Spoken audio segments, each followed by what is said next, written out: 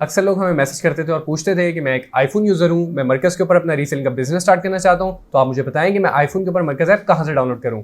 Sadly हम उनको बताते थे कि मरकज़ ऐप इस वक्त आईफोन पर अवेलेबल नहीं है, लेकिन अब उनके इंतजार की घड़ी खत्म हो चुकी है, क्योंकि मरकज़ ऐप ऑफिशियली iOS पर लॉन्च हो गई है। अगर आप एक आईफोन यूज़र हैं तो आप इजीली अपने ऐप स्टोर से मरकज़ ऐप डाउनलोड कर सकते हैं और अपना रीसेलिंग का बिजनेस स्टार्ट कर सकते हैं। सबसे पहले आपने ऐप स्टोर पर जाना है और वहां से मरकज़ ऐप को डाउनलोड कर लेना है। जब आपकी ऐप डाउनलोड हो जाए तो अब आपने इसके ऊपर अपना अकाउंट क्रिएट करना है। अकाउंट क्रिएट करना बहुत ही आसान है। आपने सिंपली अपना फ़ोन नंबर डालना है और आपके फ़ोन नंबर पर आपको एक OTP भेजी जाएगी। आप वो OTP एंटर करेंगे, अपना जेंडर सेलेक्ट करेंगे, अपनी एज डालेंगे और आपका अकाउंट बन जाएगा। अब आप इजीली अपना रीसेलिंग का बिजनेस स्टार्ट कर सकते हैं और बगैर किसी इन्वेस्टमेंट के पैसे कमा सकते हैं।